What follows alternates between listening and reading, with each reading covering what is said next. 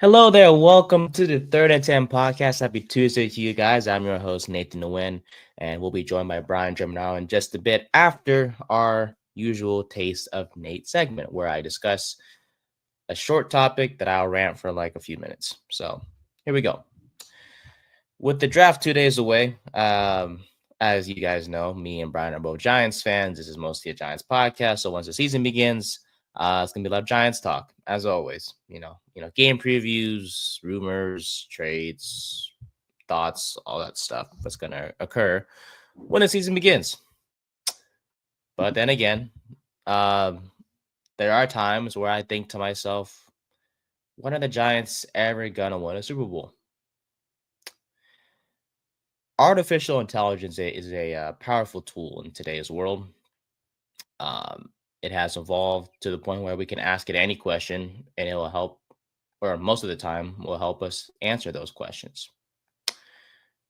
So I came across an Instagram post of someone asking ChatGPT to predict the Giants' next 10 years. And apparently, we're going to win a Super Bowl soon, depending on what your definition of soon is. So I just wanted to go over this real quick. In 2025, the Giants finished 8-9. They missed the playoffs, but Russell Wilson has a bounce back year. We actually end up with Travis Hunter at third overall. And Malik Neighbors has over 1,200 yards. The defense keeps winning games, but we missed the playoffs. In 2026, we finished 6-11. We missed the playoffs, but we take Arch Manning with a top 5 pick after finishing 8-9, which is weird that that's the case. However, the ChatGPT thing has us trading up to get Arch Manning. So despite finishing 8-9, we get arguably the best quarterback in next year's draft. We still finish with a bad record, but at least we have someone that we are rebuilding around. In 2027, we finished 9-8. We still missed the playoffs, but Arch throws for over 3,800 yards, 27 touchdowns, and Malik Neighbors has 1,300 yards and 10 touchdowns. And Travis Hunter continues to impress as a lockdown corner and occasionally shining as a wide receiver. But we just fall just short of the playoffs. In 2028, this is where the fun begins. We finish 10-7. We make the playoffs as a wild card team. Arch Manning's a Pro Bowler. Travis Hunter scores 4 total touchdowns in this season. Malik Neighbors has his best season yet with 12 touchdowns and 1,500 receiving yards. We win a wild card game, defeating an NFC North or an NFC West team, but we lose in a divisional round to an Eagles or a 49ers. In 29, we finished 11-6. We win the division for the first time in quite some time, but we end up losing in the NFC Championship. So we're so close. And then finally, in 2030, we finished 13-4. We win the Super Bowl. Arch Manning is an MVP finalist. Malik Neighbors is still elite, but we add like a new tight end or a new running back that changes our roster completely. Travis Hunter plays nearly 50-50 snaps on both sides of the ball. Has 4 picks, 6 touchdowns to win the Super Bowl. Arch Manning leads a game-winning drive in the final 2 minutes, defeating either the Chiefs or the Bills to win our 5th Lombardi Trophy. And not to go too long, but in 31 and 32, we are still successful making the playoffs. But we missed the playoffs in 33, but we make the playoffs again in 2034. Malik Neighbors, that's where he kind of takes a back seat, but kind of mentors the younger guys. Travis Hunter becomes a full-time defensive guy and, teaches the rookies. And in the end, in 2034, we make the playoffs into the divisional round, but we fall short to the Rams or the Cowboys. I may have gone a little bit too long there, but the point is this. As a Giants fan reading this, I was quite surprised. 2030 is quite a long time from now. But I tell you what, if that means that we'll win a Super Bowl in 2030, I will wait as long as it takes. And hopefully we win it sooner. I hope ChatGPT is wrong that we win it sooner rather than then. But hey, I've been dying for a Super Bowl in my adult years. And if 2030 is the year, then I'm all for it. And that is Taste of Nate. As always, I'm joined by my guy, Brian Geminaro of based off that, I should say, Brian, what are your thoughts on? Well, you had me with the Super Bowl, and then you said that the Cowboys were going to beat us in a playoff game. That doesn't happen. The Cowboys don't win playoff games, so ChatGPT already ruined. That's true. They don't beat us in playoff game, but the Cowboys just don't win playoff games in general. Like, hey, but they are good at beating us. ChatGPT also said that like Jerry Jones was going to be dead by then. Like, is that where this new Cowboy success is coming from? Is that it? Because that's the only way the Cowboys are being good anytime soon. Hey man, I tell you, I just seeing that we'll actually win a chip in this sort of decade, I guess. Yeah, I'm all for it. I will wait as long as it takes. If we end up getting Arch Manning some way, somehow, I'm sure. That doesn't bode well for my Shooter Sanders dream this upcoming draft. I mean, like that. Can we be honest? That dream is dead. Like, yeah, I'm sorry. I'm sorry. Unless you trade up. Well, actually, Rational Giants takes on Twitter, which is one of my favorite accounts on Twitter. I've seen them before. Posted this morning. I do not want to trade back up for a quarterback in round 1 for 2 reasons. A quarterback this year would be 6 or 7 last year, and next year's quarterback could easily have better prospects. Taking a quarterback just because you need one is how we took Daniel Jones and then passed on Justin Herbert the next year. So he's basically saying don't force quarterback just because you need one if you like the ones that are better next year. Makes sense. Yeah, look, the only quarterbacks I would trade up for, like if I were to trade up, is either Shedeur, because I honestly he has the talent. He's not a Daniel Jones type of player. I think he is much more than that. Or he does have Jones tendencies though. I do think he's better than Daniel Jones, don't get me wrong, but he has tendencies that Jones has. Like he's a very look at the one read guy. Well, that's more of a Jaxson Dart type of guy. Right, but Sanders does it too. That's a big knock on Sanders is he doesn't spread out. I mean, I don't know. I just think he'd be a much better prospect than Jones, and he's not one to like, if his first read's not there, take off. Like he'll actually stay in the pocket or try to find someone open. I just don't think he's a one read guy like others are saying he is. But hey, to each their own. To each their own. I believe in my guy. I do hope that I hope he ends up to us, man. If he doesn't, I hope he has a great career wherever he goes. I'm a big fan of Shedeur. Always have been, always will. But I tell you what, if we end up with him or Jalen Milroe, I'll be quite a happy Giants fan for sure. But I could get behind Milroe. He's not my first choice, but I could, if it's like a third or like late second round, I could like, all right, this is interesting. Yeah. So, but overall, my friend, happy draft week to you. Like I mentioned earlier, 2 days away from the draft, we will release our final Giants mock draft on Thursday. I'll be dropping actually my final round 1 mock draft tomorrow on BELLYUPSPORTS.com. The website is back. I was right on it again. Yes, the website is officially back and rejuvenated and looks quite different. It looks good. Looks good. Yeah, shout out to Blaine and Mike for getting things done there and all things. So, but overall for our show today, we got NBA playoffs round 1 to talk about. A few teams have already played game 2 with some games set to play tonight on this Tuesday. So we'll talk about that, our takeaways so far from round 1. We'll talk about the NFL draft rumors that are swirling around the league as we speak. And finally, we'll talk some Mets as they are currently taking on the Phillies this current series. And so great close. Game last night. It sure was. The Phillies made a good comeback, but we'll talk about that later on for sure because we know who ended up winning, the Mets. Well, Brian's excited. I'm not because I'm sort of excited for him because you're my co-host. Lindor owns the Phillies' pathetic franchise. He really does, dude. Pathetic. Come on, man. They made the World Series like 3 years ago. All right, it was 3 years ago. What happened last year? You've only regressed since. That's true. That's kind of that's true. We went. You literally have I gone. can't It's even talk. 2023 was NLCS, 2024 was NLDS, and you just kind of you keep It just falling. seems like 2025 is literally just missed playoffs. It's Um, except for wild card loss, and then 2026 when you miss the playoffs. right. Well, if Aaron Nola pitches in the wild card round, we are going to lose because that guy cannot pitch to save his life. He didn't do terrible last night. He was rocky in the first couple innings, but once that Soto home run came back, he kind of dialed in and looked like old Nola. We can't have that, man. Like it's just I don't know. I'll voice my frustrations later, but yeah, we'll end the show with predicting the 2026 World Baseball Classic lineup for Team USA because we are definitely excited to watch that when it comes around.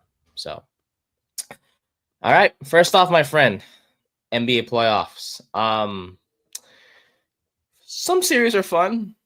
My Lakers, unfortunately, lost game one. But we'll start with the number 1 seed Oklahoma City Thunder taking on the 8th seed Grizzlies. Blowout. If you're a Grizzlies fan, like, do you even watch anymore? Because it's pathetic. That was a pathetic showing on what was it, Saturday? Yes, you lost by 50. You lost by 50 in a playoff game. It was ugly, I tell you that. Final score after game one was 131-80. So a 51-point blowout. Did he crack 100? What are you doing? What are you doing? Yeah, OKC was just on fire, man. They were up 68-36 by halftime. OKC had 36 points in just the second quarter, meaning they scored the same amount of points as the Grizzlies had at halftime in just the second quarter, which is insane. They held Memphis 34% shooting. Shea played 23 minutes and had just 15 points. Jalen Williams had 20 points in 26 minutes. So all the star players / key contributors they played their lowest minutes of the season, it seems like. But that's good for them. The more rest they have, the better, because they had an incredible regular season. And the more rest you can have for your star players like a Shea, it's only going to benefit you later on in the postseason. Series. Rest them for when the Nuggets are coming up next. Or rest them for when you might. We don't know if the Lakers are going to be in the championship round. We don't know about the Rockets either. They didn't look great against the Warriors the other night. Yeah, they did not either. But Morant had 17 points to lead Memphis in that one. So that's game one over there. Denver and Clippers tied up 1-1. Denver took game one in overtime, 112-110. Jokic had a great stat line, 29-9-12. Russell Westbrook had that clutch defensive play, guarding James Harden in the final minutes of the overtime. But Denver and LA was that game two was also close, I should say. Yeah. But Harden went invisible in the fourth quarter. A little bit, yeah. Kawhi Leonard really stepped up though in game two for the Clippers, had 39 points of his own, and the Clippers ended up winning 105-102. So that's gonna be a good series, no doubt about it. Yeah. I was talking with my buddy who's a big Thunder fan, and I'm like, would you rather play the Nuggets right now because they just fired the head coach and it's just such a disarray there right now? So he goes, no, because I don't want to face Jokic. What do you think?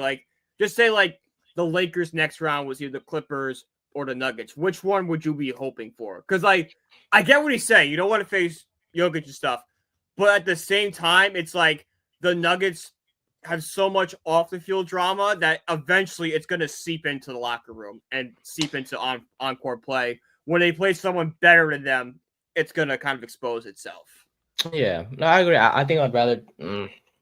It's tough because the Clippers are you can't count a team out if they have a player like Jokic, especially in basketball, where it really is one player can take over a series. But if I'm looking at it, it's okay, the Clippers, I know they're a little older, but they have guys that have playoff experience, have won championships. And then I look at the Nuggets, it's I see Jokic is great, they've won, but the GM's gone, head coach is gone, right before the season starts. Everything's kind of thrown in disarray right now.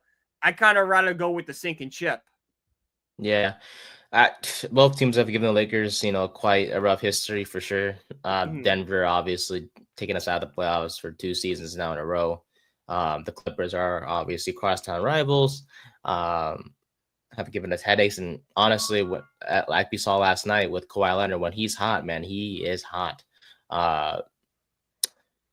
So yes, Denver is a mess, but against the Lakers, they always turn it on, man. And it's just I would rather take the Clippers based off our success against them in the regular season this past year for sure. Because can you trust Harden? Can you trust the other guys to step up? We know Zubac's gonna get his numbers, man. He's a double machine, and it's great that we saw Kawhi put up 39, but is that gonna be consistent? We'll have to see. Right? Yeah, like Kawhi has shown in the past he can do that, but that was 2019. That's a long time ago. Yes, sir. And then James Harden has been off to so far a good start, but like you mentioned in Game 2 against Denver, kind of struggled a little bit. He wasn't really his dominant self like we're just used to seeing, and maybe he didn't need to do that considering Kawhi had 39 points. But when the moment shines bright, and you need a clutch performance from him, will you get it from him? From the past, we haven't really seen that. Maybe that changes this season if the Clippers make it that far. But yeah, I would rather take the Clippers for sure. Denver always scares me with Jokic and Murray, who can always turn it on. Michael Porter is a streaky, but when he's hot, he's a hot shooter for sure. When he's hot, he's hot. Yeah, and Russell Westbrook. Porter Jr. I think he was at Missouri, right? That's where he went to school.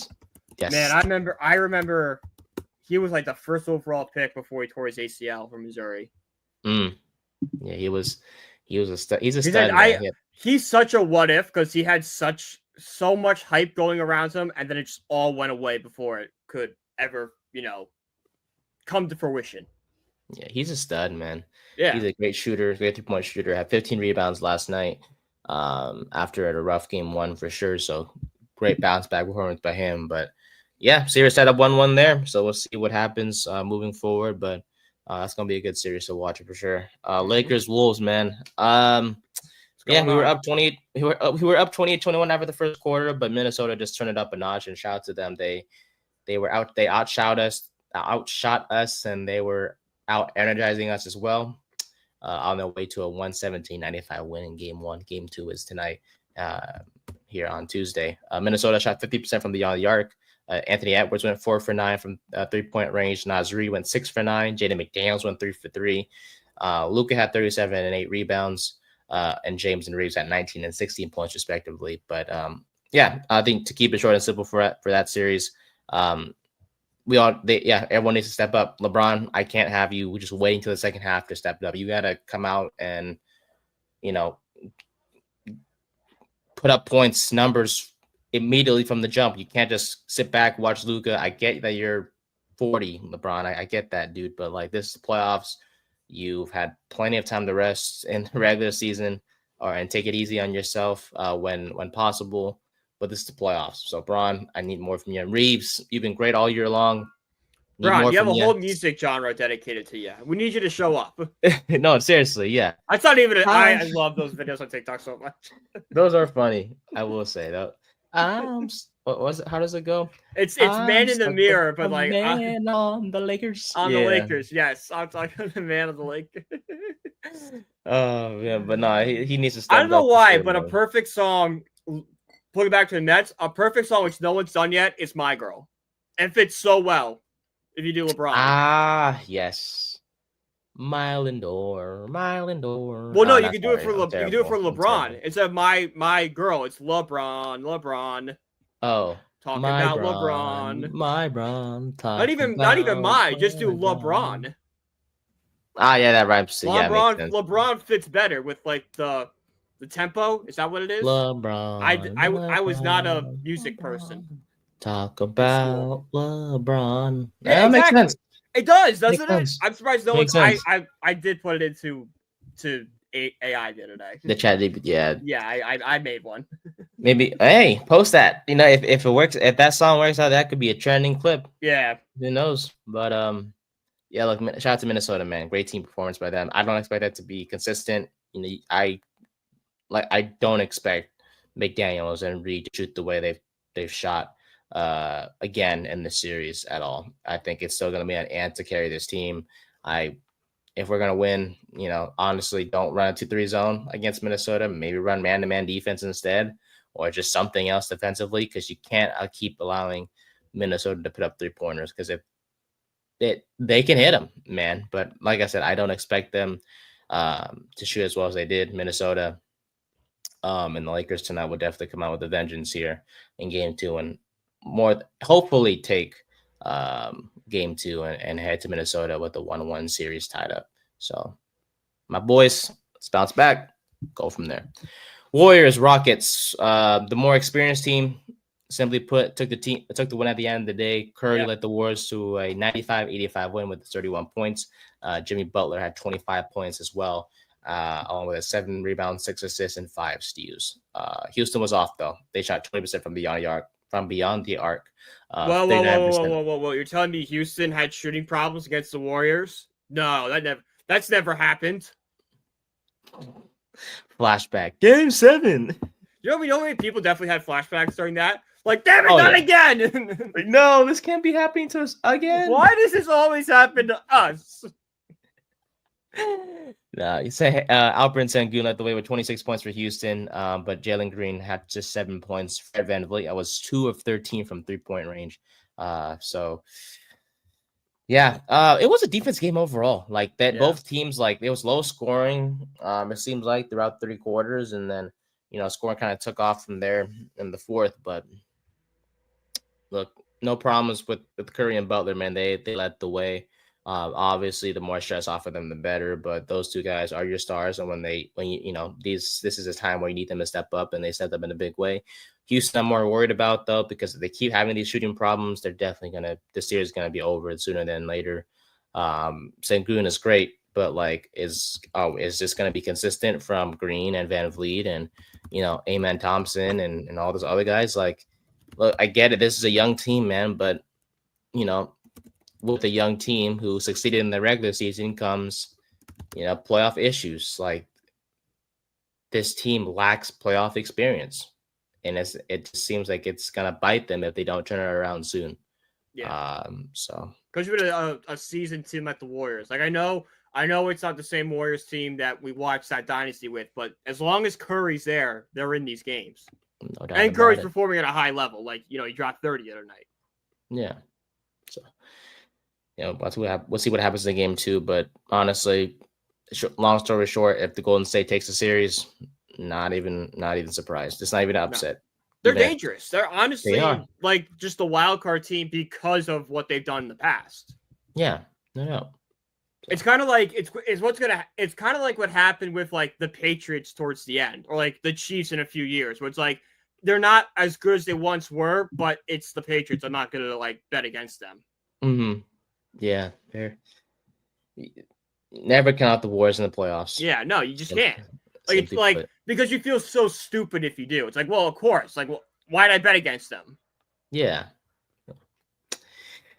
That is the Western Conference warrior. As we go from the West to the East, we'll go with the Cavs and Heat to start off the East conversation. Miami hung around for some time in this game, but the best team in the East, they took care of business to no one's surprise. At least they didn't embarrass themselves like Memphis did. Yeah. It's that simple. Miami, yeah, they're going to get swept, or at least the game will be over in 5 games. Keep it competitive. Like, sweep. Don't make us turn the game off at halftime. Gentlemen sweep, to say the least.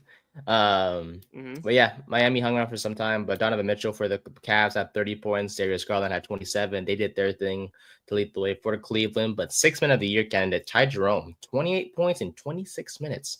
That just goes to show this team is for real. As the Cavs end up winning game 1 by a final score of 121-100. Tyler Hero led the way for the Heat with 21, and Bam Adebayo also had 24 points as well. This was the 7th straight series where Donovan Mitchell has scored at least 30 points in game 1. This ties Michael Jordan, who had 2 streaks of 7 games in his career. So some history there for the former Utah Jazz guard who has found a home in Cleveland, to say the least. Cleveland in 5. I think Miami's going to steal a game or 2, but yeah, no doubt Cleveland's going to win the series and move on because they're a deep team and they are well coached. Mitchell's a star. Garland is a great number 2 option. Mobley and Jared Allen are great on the down low, or in the post, I should say. And then you have guys like Jerome stepping up off the bench. This is a tune-up for Cleveland. It's like when a college team breaks in Appalachian State. It's like this is just a tune-up, and then next round is what is this Cavs team really made of? It's what's going to happen next round, whether it be the Pacers or the Bucks. Yes, sir. And speaking of Pacers or Bucks, at this time the Pacers are up 1-0 in the series. Milwaukee, they were down 67-43 at the half, but they kind of came alive in the second half. But the Pacers played outstanding defense all game long. They held Milwaukee to just 98 points on 41% shooting. The Pacers were led by Pascal Siakam's 25 points. They had 6 guys total in double figures, but you can't say the same for the Bucks, who Giannis had 36 points, 12 rebounds, but just 1 assist because literally he had no help. As 2 of the 5. The Pacers want to win. That's the game plan. Yes, sir. It's let Giannis score, but as long as you can keep them, 30 to 40 mark, and everyone else kind of struggles, we'll be okay. Yes, sir. As my allergies are so slowly kicking in here it's the allergies as we're recording this. Dude, right now. My eyes are legit itchy, but I will try to ignore it as best I can here. But hey, allergies means it's getting nicer outside. That's how I look at it. I'll deal with the itchy eyes or the ear clogs and stuff if it means in about 2 weeks I will be, enjoying some baseball outside. It's only gonna get sunnier and hotter, my friend. Watch the Met game on the deck the other day. Oh, it was nice. Check. Oh, beautiful, beautiful. It's only gonna get nicer, my friend. I tell you that. It's gonna be 70 degrees in Connecticut this weekend. My boys are coming. Oh, it's gonna be great. It'll be a great time. I like that. All right.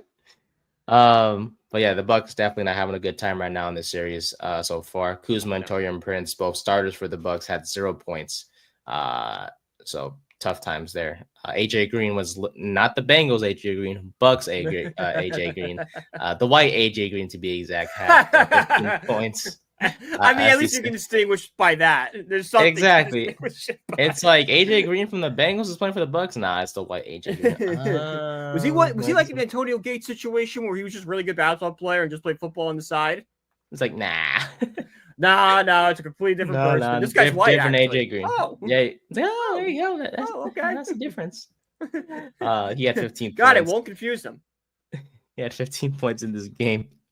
But Damian Lillard is set to come back in game 2 tonight, as he was upgraded to questionable last night, and he is more than expected. I'm intrigued to see what he does. Yeah, me too. He hasn't played for quite some time because of the blood clot issue he was dealing with. Scary. Yeah, scary. Yeah, Wemby was ruled out. Shout out for him for coming back, because like if I had a blood clot in like my knee or something, I'd be like, all right, I'm done. Yeah, like don't even put me out there. I'll wait till next year, but. Wait till next year. I'm not going back. I'm going on an island. No, sir. But he's coming back, man. So shout out to him for staying strong. And he's hopefully gonna help the Bucks get back in this series. But we'll see. Detroit and the Knicks tied up 1-1. They won game 1. The Knicks did 123-112 behind a 21-0 run in the fourth quarter. Too. Yeah, I mean, Detroit. That fourth quarter was like when I was like back and forth to the Met game, and the Knicks game, and I'm like, man, this is pretty convincing for me that the Knicks are the better team here. And then they just come out and completely lay an egg in game 2. I'm like, oh, that's not what I want to do. That the Knicks missed a golden opportunity because we have struggled against playoff teams. Just look at our record. I don't have them in front of me, but I know they're bad. 0-10 if the Knicks Knicks were to come out in a statement and beat up on the Pacers in game 2 after that dramatic what they did in game 1, the series would relatively be over. There'd be no momentum with the Pacers going back to Indianapolis, kind of licking their wounds. Yeah, Detroit was in it in game 1. It's just that fourth quarter run just killed it for them. But they were like, "Nah, we're not gonna let that happen again in game 2." Shout out to Detroit for like being like, okay, we lost this way, but we'll just rebound and go back out there. Now they like I want the ball's in their court, like it's kind of tough losing a game at home like that and knowing you have to go on the road for 2 in Detroit. Yeah, it's gonna be tough. Man, Detroit's gonna be rocking No doubt Yeah. about it, man. They're Especially gonna be coming off their rocking. first playoff win in 15 years, right? Yes, Like sir. First that playoff place, win since that place is going to be 07-08. shaking. They're going to be excited. Yeah. It's time for Yeah, the next time make a statement. they got to do it. They got to take a game from in Detroit and head back into New York in Game 5. You can't come back to the Garden down 3-1. It's that simple. No, you cannot. If you come back to the Garden down 3-1, you're dead. Yeah, it's no team. It's very difficult to come back down 3-1. If 2-2, different story. 2-2, it's a best of 3 3-1, series, and you play 2 games at home. Like you're exactly. okay. That's home court advantage. That's why home court advantage is important. But we'll have to see as my eyes are continue getting worse. And then finally, Boston and Orlando. Another series. Yeah, That's they were up at half. So props to them. But otherwise, Boston they won 103-86. Being up at half is like being close. It only makes sense with hand grenades and horseshoes. No one cares if you're close. Banchero had 36, Wagner had 23, but no other starter finisher more than 6 with 6 points. The third best scorer was Jonathan Isaac with 7 points. So outside of Wagner and Banchero, no help from anyone else in Orlando. Tatum had 17, but Derek White led the way with 30 points to lead the Celtics to the win. So the depth is crazy for Boston, man. Tatum and Brown didn't play considerably well, but when you have guys like Derek White stepping up, Peyton Pritchard off the bench stepping up as well, that's why they're one of the best teams in the East. So Boston up 1-0 to start the series. More than likely going to gentlemen sweep the Orlando Magic, and we'll see Boston in the next round. So yeah. That is it. Any more thoughts on the playoffs, my friend? Before we move on? Nothing much really. Just okay. It's kind of just want to see where everything goes. Yeah. We'll see what happens. Worried about the Knicks. I think the Thunder are a favorite right now. Not even close. Worried about my Lakers a little bit as well. But hopefully tonight we'll remedy those doubts and we'll go from there. So yeah, let's go. All right. NFL draft rumors. 2 days away from the draft. So excited. Thank God. I'm excited, but I'm also just ready to have the player. Yes. No more speculation's fun. Don't get me wrong, but we've been doing this for months, guys. It's just just give me the player so I know. I'm tired of this could happen, this could happen. No. Give me the guy. Yeah. Whether it's gonna be Carter, Hunter, somebody else. Mason Graham. I saw they might trade back. That is true. Rumors are saying that we might be trading back. Cleveland is looking to trade back. If we trade back, it's Graham, right? That's the guy I think we could both agree with. If we trade back, if we trade back to the top 5, if we go back to 6 with the Raiders and Graham's on the board, I feel like that's the pick.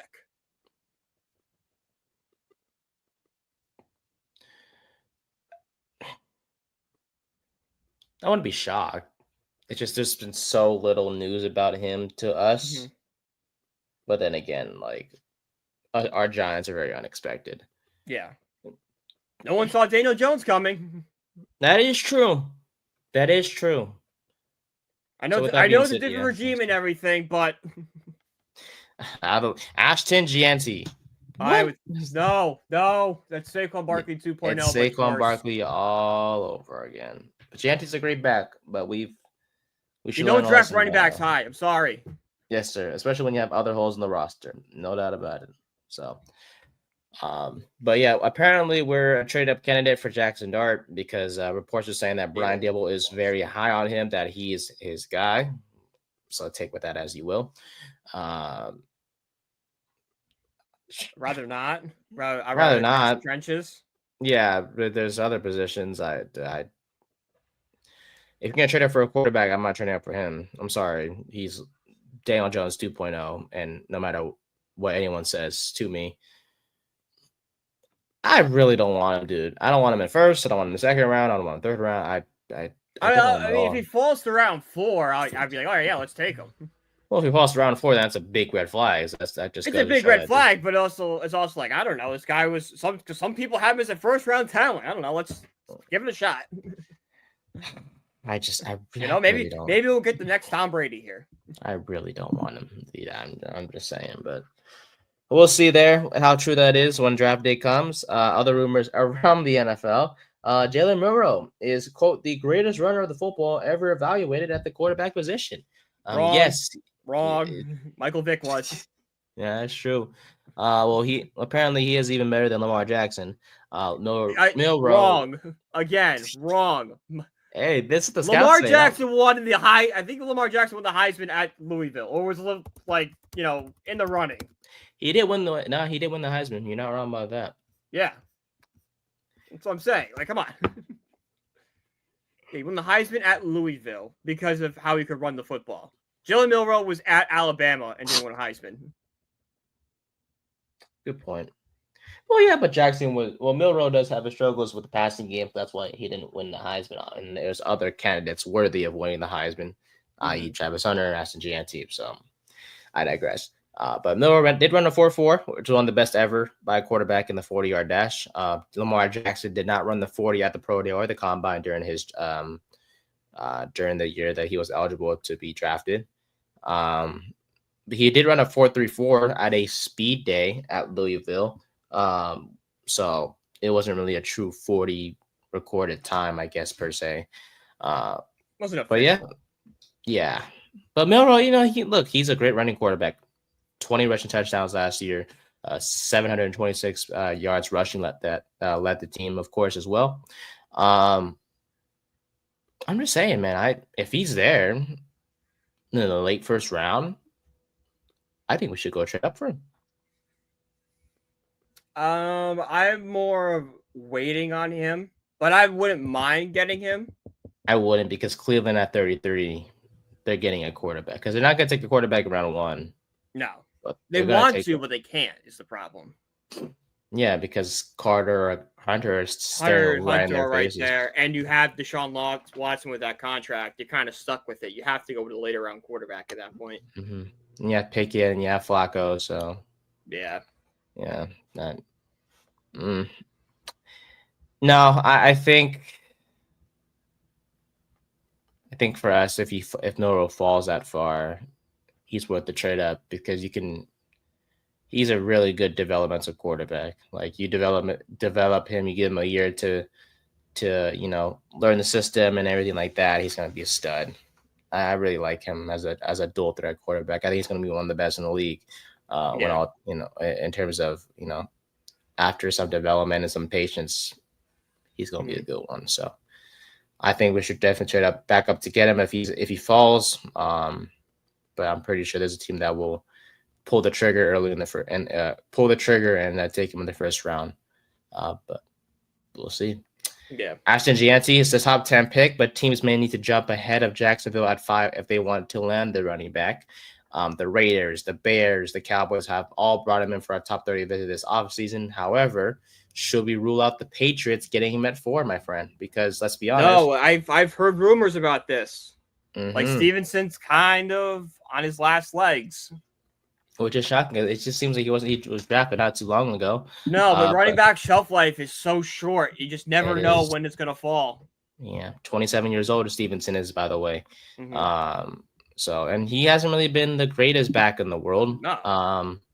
He's been fine. Like, I love him in fantasy because the Patriots just used him. But, like, I never wanted him as my RB1. He's always like, oh, my RB2 to flex guy was Stevenson.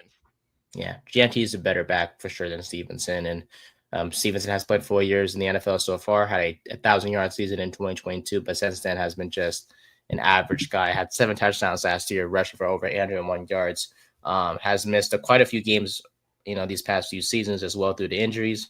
27 years old. Stevenson is at this time. I get the Patriots have lots of offensive line issues, no doubt about it. But I mean, Jeanty would be quite. It'd be good for them, but like I also feel like there's so many. Like if Jeanty's really your pick, you could trade back for him. Trade back with the Raiders. Trade back with the Saints potentially. And even if you don't get Jeanty, it's a deep running back class. So end all be all. Jeanty is in terms of his position. Great running backs anywhere. Like I'm telling you, Cameron Scadeto, who's rising on draft boards right now, who's going to be a 3rd round pick, could be the best running back in this class. The ASU kid. Yeah. Yes. I was like, wait a You minute. never Cameron, pronounce his last name. nah, you go. I was like, Cameron, who was it? Oh, Scatterbo. I was like, yeah. Speaking about Scatterbo, by the way, he recently visited with the Lions and the Tennessee Titans. So not sure why he would go to Detroit, but if he goes to Tennessee, not a bad place to go. Pollard and Scatterbo. Kind of maybe you're following the same formula as Detroit, kind of a Sonic and Knuckles type thing, where your Sonic is Pollard and your Knuckles is Scatterbo. Could be interesting. In that case, if the Titans decide to go get him, Scatterbo's like that'd be an interesting fit. I would kind of like that. Scatterbo's a 3rd round guy as we speak, so we'll see what happens. I would love the Giants pick him in the 3rd round. Oh, that'd be nice. Static. Tyrone Tracy. Yeah, him and Tyrone Tracy would be fantastic. Because then the Giants are just the Steelers of last year with an elite defense, a really good wide receiver number 1, and a great running back core with Tracy and him. Hey, and they made the playoffs. The Steelers doing that, so exactly. And you have the guy who ran that offense in Russell Wilson. Yeah, damn right. You get old Russ. Finally have a quarterback and two quarterbacks, thank God, and him and Jameis Winston. So Colts comfortable with their tight end room apparently, despite multiple mock drafts having them getting one in this draft. They lost Kylan Grants in this offseason, and their current tight end room consists of Mo Ali Cox, Andrew Ogletree, Jelani Woods, and Albert Akugabunam. Wow, what a last name. Mock drafts, including mine's, and I'm sure yours. I'm not sure if yours from last week that you had them, but I had the Colts getting a tight end. I had the Colts getting a linebacker. I had Jihad Campbell. Gotcha. Yeah, I think I had the Colts taking I tell you, they took Tyler Warren. Warren. Yeah, Warren falling. I had Warren going 7 to the Jets. Yeah, which apparently is the pick right now. Is what I've heard. Jets are infatuated with this guy, and I don't blame him, man. I don't blame him at all. He's a versatile tight end. Give as many weapons as you possibly can. No doubt about it. He's a versatile tight end, to say the least. But yeah, the Colts are very open-minded at this time. They didn't even rule out getting a quarterback, which, let's be honest, all GMs do this shit. So it's like they're creating a smoke screen. Like there's rumors flying around right now that like the Giants and Browns are on the phone trying to trade 2 and 3. No, they're fielding phone calls because they're trying to see if a draft day situation happens, where some moron offers them, the 3 first-round picks for the next year. It's like, well, yeah, we're going to take your first pick this year. Your first pick next year. And I want David goddamn Putty because I feel like it. Such a bad movie. I can't wait to watch it. It's terrible. Yeah. Oh, that's true. Speaking of draft day, did you see the Carson Beck video of the twins? I did. Trump? Oh no, dude. You didn't see this? I did see it, but it's a situation over there. Bro, Carson Beck is just Bill Callahan. Yeah, because she was like, he's got no friends. Like, that's why they didn't draft him. I'm like, oh shoot. I was like, no wonder she broke up with him. I mean, because she's a pretty person. She can do better than Carson Beck. She can do better than Carson Beck, man. I mean, shout out to her sister for getting engaged to Jake Ferguson. Really? Jake Ferguson? Yeah, good for him. Good for them.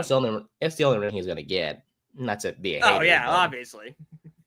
But props, shout out to them, man. Congrats on the. Come on, you played for the Dallas Cowboys. You don't get wins. You don't get rings there. You get onion rings. I'm pretty sure you got good onion rings. Yeah, and they'll get a ring, just not a Super Bowl ring. Yeah. So, it's a Carson Beck situation one to monitor, but he's gonna have. I feel like Carson Beck's going like undrafted this year, right? Like he's gonna have to pull off like a miracle at Miami to even be considered, and even then, you all feel problems are gonna be like, oh, do we really want this guy? I do. I think he's gonna have a revenge season in Miami. I think.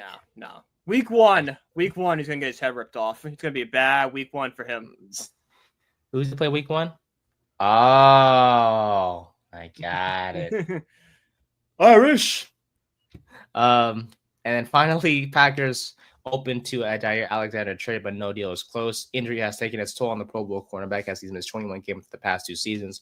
But when healthy, he is a really, really good cornerback, to say the least. So, and the one extra thing I wanted to mention real quick, my friend, CBS Sports, don't really trust them when it comes to mock draft stuff whatsoever. But I did see them predict NFL draft quarterback landing spots. Cam Yep. Ward to the Titans. Shadur Sanders to the Steelers. Saints. Dart to the Browns. No, wait, Nate, chill. Shadur to the Saints. Dart to the Steelers. The Browns take Tyler Show at 33 overall. 33rd which overall. is a guy we like a lot too, which is interesting. Yeah, we better not. Actually, I picked him in my latest mock draft. Oh, you gotta be kidding. Right. I just what I did for fun, not a serious one. I was just bored. Okay. I'm like, let me do a mock draft. Yeah, why not for fun? There's sometimes I do a mock draft and I'm like, let me just try to get every Notre Dame player I possibly can. Yeah. But like, stuff like that happens. But like, well, I can't pick Ryan Leonard because like that's good value for show in the 3rd round. The GM in me comes out. It's like that's value. Value, so late round or mid round pick. He's a guy that has potential, and why not? Yeah. Murrow 42 overall to the Jets. Will Howard to the Colts at 80th overall. Kyle McCord, one of my favorite quarterbacks, going to the Rams in the 3rd round. Quinn Ewers goes 4th round to the Raiders. Just watched his Gruden quarterback room this morning. Yes. Very good. Love him. He has a moxie about him, man. He does. He's got a little confidence. He's flowing with confidence. And I completely forgot he didn't do his senior year. Forgot all about that. That was like the first NIL story. Should have gone back. Texas didn't allow it. Should have gone back, in my opinion, but I digress. Yeah. Dylan Gabriel, another lefty quarterback, going to Miami. And Riley Leonard going to the Giants in the 5th round. So, woo! Want to just mention that to you because I know how much how you feel about the young man from Notre Dame. Wouldn't be a bad quarterback based on what I've seen. He could just learn to throw the football. That's literally it. That's literally it. Everything else works so well for him. He just can't throw a football. He is a downhill runner and is not afraid of contact. But man, if downhill runner, a leader, a guy that you want to go into battle with, he just can't throw the ball. Oh my God! A quarterback room of Winston. Oh no. Actually, is there not a more perfect quarterback to teach Ryan Leonard how to throw a football than Jameis Winston? And Russ. Oh, but no, I'm thinking about the. No, I would think Jameis Winston. I would be like, okay, Jameis Winston, your job is to just follow him around like a puppy and make sure he knows how to throw a ball. That's your job. The pregame stuff is gonna be funny. Oh my God. The Lord has blessed me. Ryan Leonard's hyping the boys up. Jameis Winston's talking about horses for some reason. Russell Wilson is dressed like a drag queen trying to get people to eat Subway sandwiches. I'm telling you, if this quarterback room is it's gonna be meme. Tommy DeVito's still there for some reason. No doubt about it. I'm excited, man. No, if when it comes to us, I wouldn't be mad at it if he falls that far and we have a chance to get him.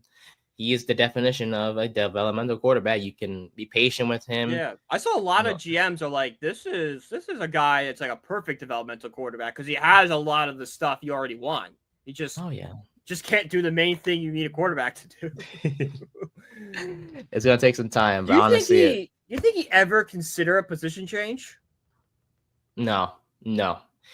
Okay. Not off the bat, but I feel like maybe a couple years. Like, you ever see him maybe a move to tight end or running back?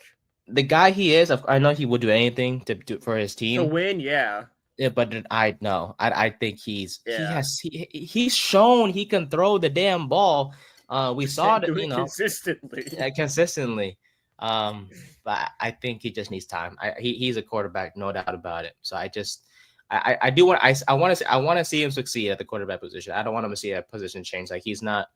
I don't want him to go like the Tim Tebow route, which was stupid. Well, no, that was just Tim Tebow gasping for any sort of relevance after his baseball career failed him. Right? Yeah. He should have moved to tight end when he got traded to the Jets.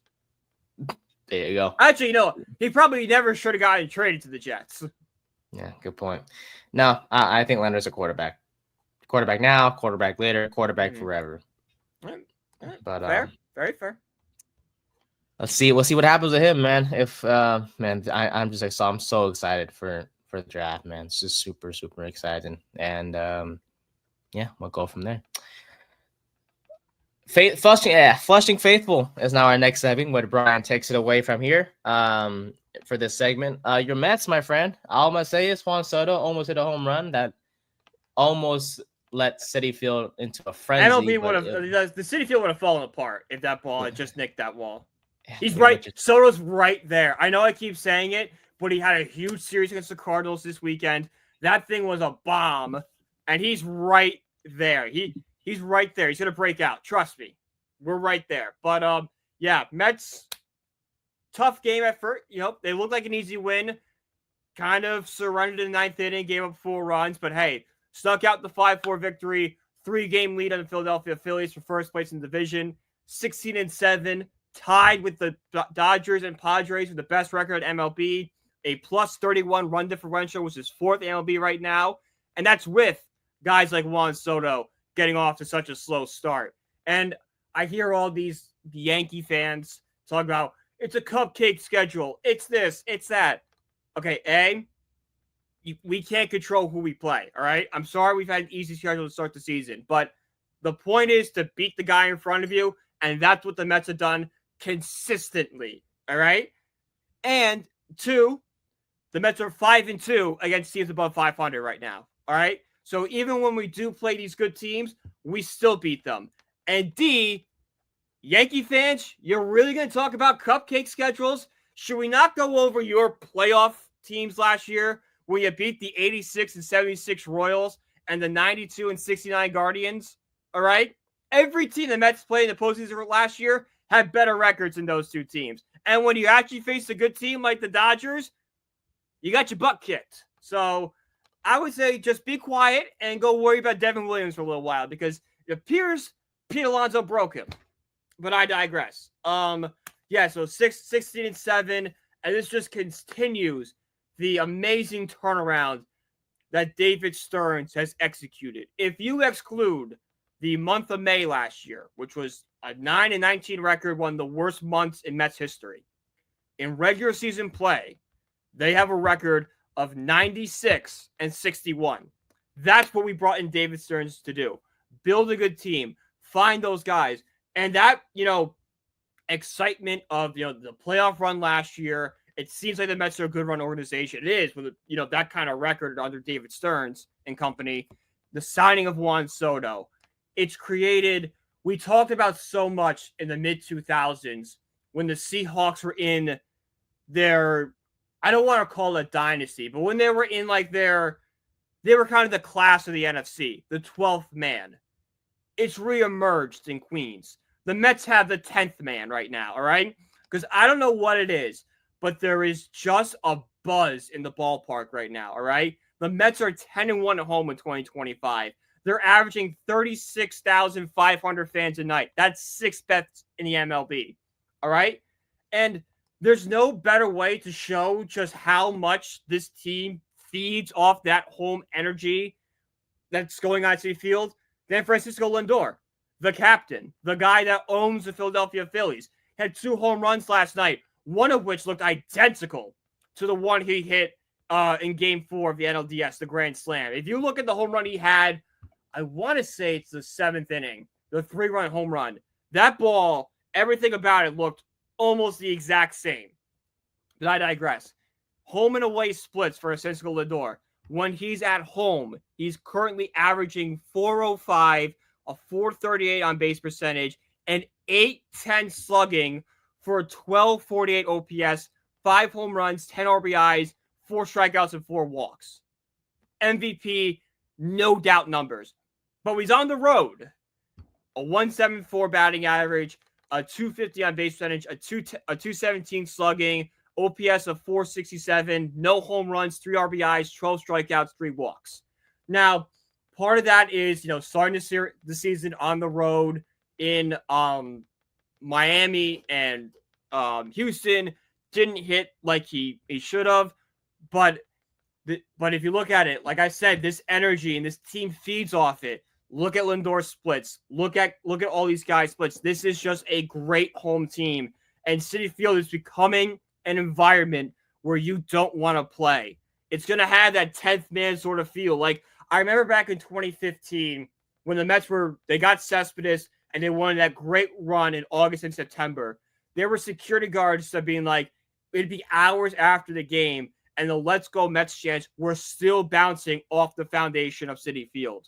we've returned to that. And I think we're going to reach a new level now that we know this could be the beginning of something really, really special here. So vibes are high right now in Mets land. We got a game tonight against the Phillies, a day game tomorrow before we go back on the road to Washington.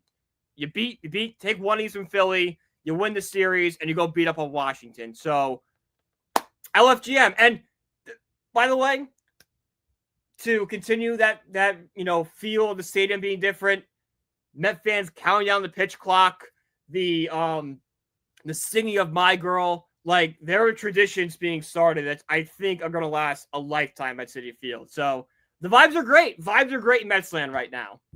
Yeah, it just seems like a good vibes over there. You guys are, I mean, it started last year, right? With I would say it started in the postseason last year. I would say Game 3 is kind of when you notice the shift. Yeah. And you guys have had a bunch of things go on, whether it's grimace or just that energy is still there, even though good they're vibes. gone. Yeah, great vibes with the Mets, no doubt about it. It sucks that you guys are beating the Phillies, or you guys have dominated the Phillies for quite some time. It's just Francisco Lindor. Yeah, it's literally Lindor. Yeah, he really does, man. He's hitting ding. He's literally part of our intro video.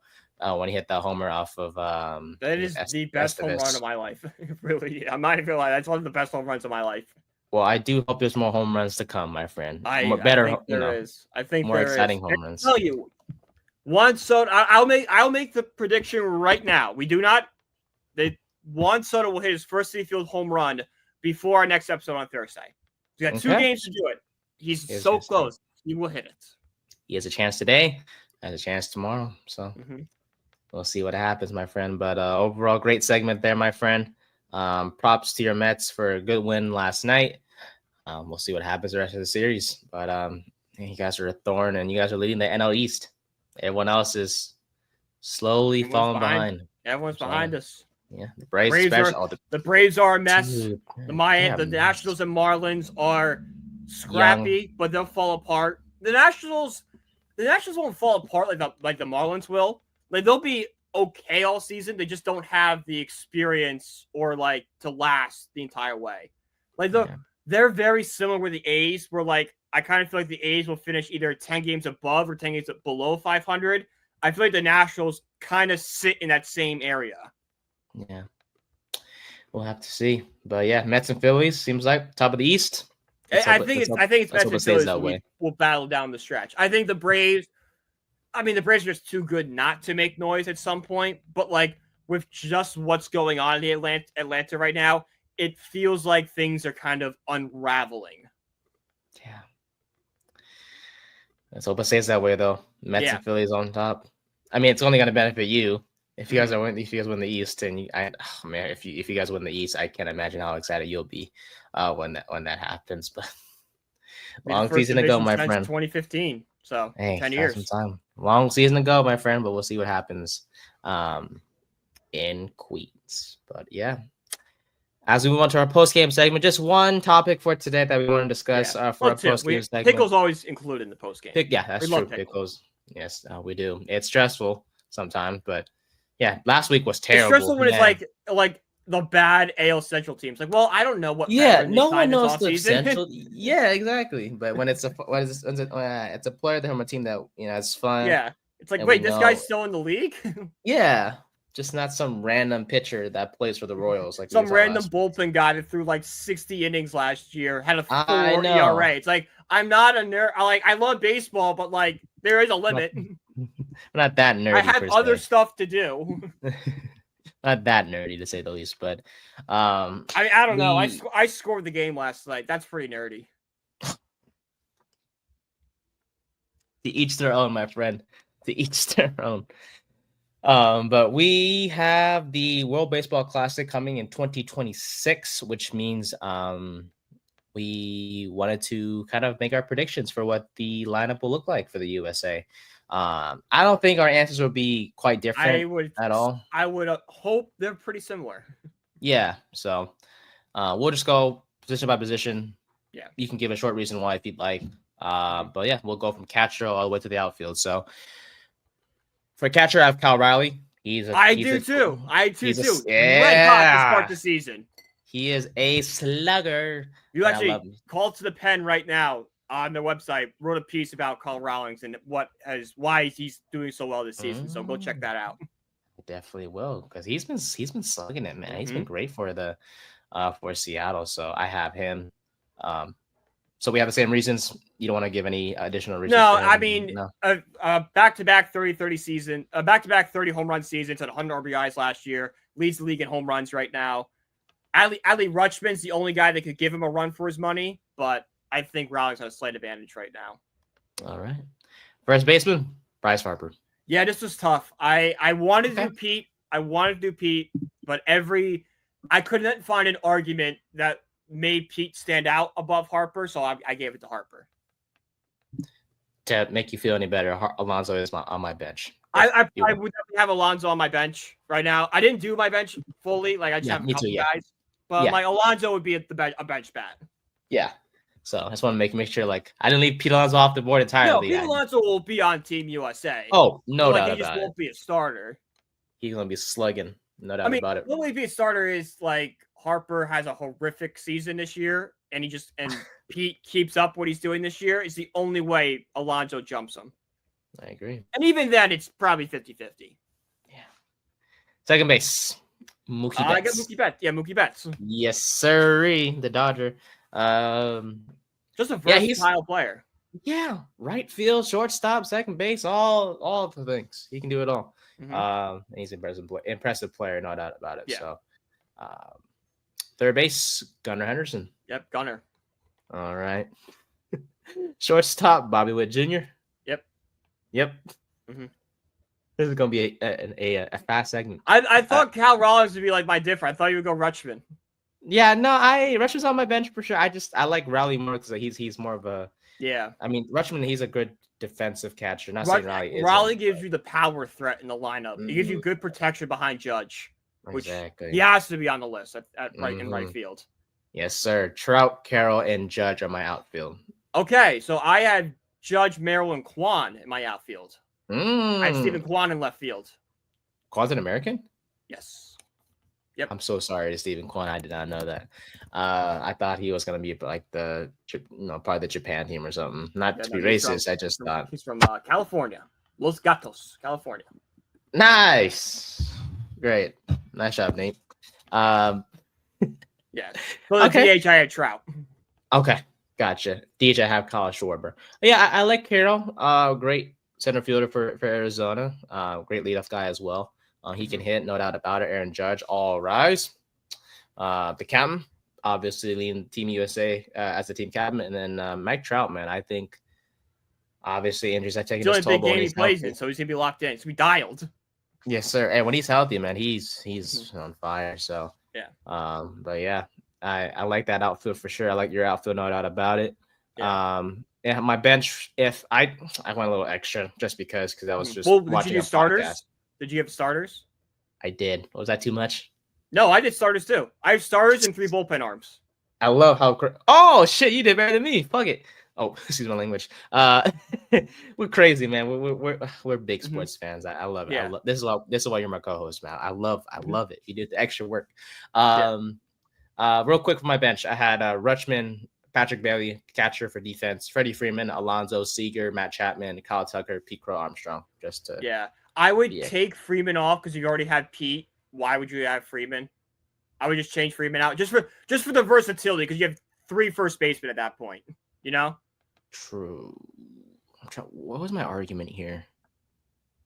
I mean, one of them could be DH and Schwarber. I mean that'd be a great argument. I'm just saying, like, if I want my bench role, I know Pete could fill that DH role for me and play first base. I'd rather bring in another versatile type player.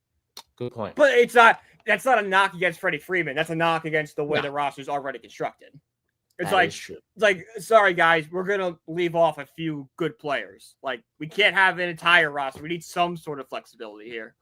Good point. Okay. Starting pitchers. So I did Skeens, Hunter Green, Zach Wheeler, Tyler Skubal, and Logan Gilbert. Only difference with me was Clayton Kershaw for Gilbert. Storybook ending. I like that. But But I figured yes. I figured you do Skeens and Green at like the 1-2, just two flamethrowers right by you, and then like your only saving grace is like Zach Wheeler after that. It's like, damn. And it's like, oh, we got the gauntlet. Cool play. It's like, oh, we got through the gauntlet. No, there's still No. It's like, Zach Wheeler's right behind him. I know. One of the most like efficient inning eaters in all of baseball. Dude, I know you don't compliment Phillies too much, but Wheeler's a heck of a number one. Wheeler's a great pitcher. I really wish the Mets still had him. Actually, I have a signed Zach Wheeler helmet right now, actually. Wait, let me grab that. Can you get it? It's literally right here. I bet. Nice. Take this out of the. Oh, still in its bag. That's when you know. Mm-hmm. Taking good care of it type stuff. Yeah, so here it is. Zach Wheeler. Holy cow. The certificate of authentication. Oh, shoot. And a picture of Mr. Wheeler signing it. Oh, look at that. Okay. Dang. That must have cost you a good amount. Christmas present for my uncle. Hell, hey, shout out to Uncle, baby. Let's go. Yeah. Props to him, man. Props to him. So. Oh yeah, this thing. I need like it's always been in my closet because like I want to display it, you know? Like I want a case, I want to keep it nice. Like this thing is. I think Wheeler was like a rookie when I got this. Or like 2014. So like this is a few years. He's a stud, dude. No doubt about it. No doubt. Mm-hmm. But yeah, it's gonna. Zach Wheeler. Zach Wheeler, he's a stud. He's gonna. Hopefully, he actually does make the roster. For the Phillies. I mean, he will. That's the only issue with it. As I'm trying to put this back. No doubt. That's the only issue with the World Baseball Classic for us. Is like we know all these hitters are going to be there, but like the way pitching is, we don't know what pitching is going to be out there. Like what stopped us last year from winning it was not having our aces. Yeah. Because there's a bunch of pitchers to choose from for the U.S., no doubt about it. Just to make sure, just matter of just picking the right ones. Pitching is so like hard, to like the scheduling, the stuff. Like, will teams want to send? Like, are the Phillies going to want to send an older Zach Wheeler to go play in this tournament? Don't know. I know, yeah. But after losing to Japan, the way we did, I would hope after losing to Japan that the U.S. sends just the A squad out there. Just be like, we've been playing with our B squad the past few years, and we've won a World Baseball Classic and almost won another one. Watch what happens when we actually send the stars out there. The Redeem team. The Redeem. Well, great for Netflix baseball documentary. Yeah. Not to go too crazy, but if out of the players that you have, can you create an order of 1 through 9? Oh yeah. Wait, like a batting order? Yeah, that's what I'm so sorry. That's what I was batting. Just quickly, I have Ryan Hensley, Tanner Scott, and Mason Miller as my three-headed monster. Yes. So the hope is that Skeens and Greens can go 7. You give the ball to Tanner. You give the ball to Tanner Scott in the 8th, another flamethrower, and then you go to Mason Miller in the 9th. Like it's just like we're just seeing guys throwing 100 miles an hour. Please send help. It's like, yes, we got through the 8th inning. We got through the 8th inning. Oh, Mason Miller's still there. Why can all these guys throw 100? It's like, do you remember a few years ago when Jacob deGrom was doing that rehab start and the Cardinals minor league team tweeted out, send help. Jacob deGrom was throwing 102 to a bunch of 19-year-olds. No. That was one of the greatest Twitter threads of all time. And then a week later, he did it again. And the guy just goes, no, it's happening again. I got to find this. I'm going to find this. That is, I would say, top 10 Twitter interaction of all time. I hope whoever was behind that I hope running a social media account of a team. I hope the Mets hired him right then and there. Like, dude, you're good at this. Come over to us. It's like, we should not be facing this type of pitcher. It really was like, we should not be doing this. But if I had to do 1 through 5, I would do Bobby Witt leading off, Mookie Betts batting 2nd, Judge 3rd. I would do Raleigh 4 to protect Judge. Trout 5, Merrill 6, Gunnar 7. No, actually, scratch that. Harper 4, Raleigh 5. Yeah. Merrill 6, Henderson 7. Trout 5. Trout 5, Gunner 6, Merrill 7, Kwan batting 9th, and whatever. I don't know. Yeah, it's tough. Yeah, I know. It's like an off, out of the blue question. Yeah, I was looking but no, at my starting would be probably Witt, Betts, Judge, Harper, Trout, Raleigh, Gunner, Merrill, and then Kwan is your like 9th, but he's so fast, he's your extra leadoff hitter. Yeah. So many talented guys in the lineup, man. It's gonna be hard to put him in a lineup that quote unquote works, I guess, per se, but overall. I mean, Gunnar Henderson batting 7th. That's not a knock at Gunnar Henderson. That's everyone in front of you is better. I'm excited for the WBC, man, no doubt about it. It's gonna be a talented teams across the board, not just in the US, but Canada. Well, not Canada, I'm sorry, Puerto Rico, Venezuela, Mexico, all those teams are Cuba could be interesting because they've kind of been allowing their old MLB players, like Yoenis Cespedes was playing for Team Cuba last time. I hope they can finally maybe allow MLB players to play in it, because then if you allow Cuban players to play for Team Cuba, Cuba's competitive in this thing. Oh man, no doubt. I was looking at trying to see Cuban abuse real quick before we go to our pickle game of the episode. The early lineup would look Luis Robert. Yep. Yohan Moncada. I don't know. Robert has been kind of actually no. Robert might get up for this series because he's playing bad because he's in Chicago and hates it. I wonder where he wants to go. Probably anywhere else. Adolis Garcia is another option for Cuba. Oh, Andy Pages from the Dodgers. Mm-hmm. Okay. All right. No. Cuba's got they got a little stacked roster. Yeah. Man, 2026 cannot come soon enough, man. I tell you we're under a year away. It's March of 2026. So we're 11 months. But time's coming. Mm-hmm. US, hopefully we can win it all, man. But hopefully, let's go, boys. We'll see. All righty, pickle time, baby. Let's do it. Brian, my friend, let's see. One soda. All right, might as well get started with the Mets player. Hopefully we get it less than 7 guesses like we did last time. Okay, we got the H. We walked away with something. And he's an AL Central, AL West player. Okay. Not from the Dominican Republic either, and not a right fielder. All right. Well, actually probably not an outfielder, because I feel like they would make that orange if he was an outfielder. True. I'm gonna go Mason Miller. There you go. An AL West player. Might as well. I don't know if it's okay. So we got it from the West for sure. So great guess by me. I thought it was 24. Damn. All right. 26. Yeah. So he's either 24, 25, or 27, 28. But he's in the West, and he's a righty. Let's do Wyatt Langford. He's not an outfielder, right? Let's see. I don't believe so. He's a left fielder. That's fine. Guess him. Well, he's 23. Oh yeah. So you can if you want to. If you want me to. No. You know what? Do Kyle Rawlings. He fits it. The thumper.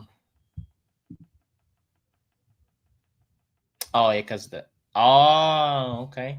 So 27, 25, 24, and he's not. So I don't know. I should have. I don't know he was a switch hitter. Yeah, that's whatever. More we know he's a. I want to just get catcher and Mariners out of the way. Oh, gotcha. That's why I also guess what Langford try to get the Rangers out of the way, but that's not. Don't burn guesses like that. True. Angels, Astros. Is Pena still on the team? Yeah, Jeremy Pena. But he's a Dominican. Yeah. Tuve is Venezuelan. Rodon Alvarez is Cuban. Yeah, I don't think it's the Astros then. No. Unless it's out. Yeah. It's not a reliever. Unless it's a starter. What's that Brown dude? I was gonna say Hunter Brown. Yeah. That fits it. Age? No, 26. 26. Dang, man. But we would know if he's a starter or not, which would help. That's the guess. True. We can do that. I'll sacrifice my guess. Yeah. Not a starter. Infielder. Okay. Infielder for the. Oh my God. What's his name? Kyle on the Angels. Hendricks? No. That's a pitcher. Kyle. Second baseman. This is not cheating. He's off to like a red hot start right now. I just read about him yesterday. Oh my God, what's his name? Second base. Last name starts with it's like P-A-N. Try that. P-A-N. P-A-G maybe? No. Nah. What's this guy's name?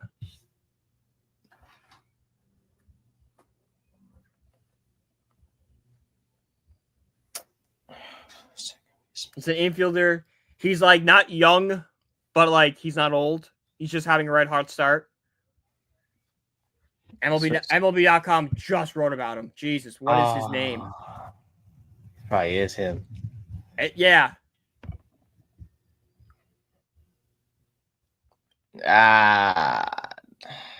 But there's like nothing like under Kyle. I know, because maybe it's not Kyle. Maybe it's like spelt weird, you know? How could, let's see. Try KY. Try that. KY? Because that's how it starts. Okay, that's right. Kyron Paris? Yes, him. Try that. Oh, the age. I thought it was Age. oh. Damn. Okay, so it's Ranger. It's a Ranger. I swear to God, if it's Wyatt Langford, I'm going to throw something. No, it can't be. Unless you just don't do like, you know. Yeah, he's 23. Yeah. Never mind. Thank God. I know, right? Not Seager. Seager's older. Not Hine. So he's either first baseman. Simeon's older. Lowe? No, Lowe's not. Lowe's a national. Lowe's a national. He's a lefty. Second base. That's Simeon, right? He's too old. Yeah, right? Yeah, no, it can't be. Yeah, 34. I was going to say, I'm like, it's not him. He's too old. Shortstop is Seager, right? Shortstop Seager. Simeon second base. Langford's left field. Who's third? Who's third? Third's a young kid. Probably him. Josh Young? Yes, it's Josh Young. It is, isn't it? Yep. Nice job, Nate. Let's go, bud. I know my freaking baseball. Oh, let's go. I knew it. I knew I had it in me, man. Got freaking freaking players. Is he doing good this year? Let's see. Batting 280. 1 home run, 6 RBIs. That's not a bad start. Not a bad start. Let's go. I'm proud of myself. Well, I'm talking 115 OPS plus, 740 OPS, you know, average. Well, I will take it. Yes, sir. Josh Young. Finally, bro. I know my freaking players. I'll take it. All right. Well, that was a successful pickle. I don't know the West that well. I know. Guys. One day, no, I'm telling you, one day you're gonna get like a Mets player on the first guess on the. That's gonna be the fastest pickle segment ever. Oh my God, yeah, we're just gonna like just roll through them. Roll through them, man. I'm telling you, but that'll do it, man. Episode 79, the second to last season of season 2, because once Thursday's episode is done, we are on to season 3, which is gonna be fun. So, different intro video, of course. Same logo. We're not making any changes. This is literally our logo. It's gonna be our logo for quite some time. We'll still be here.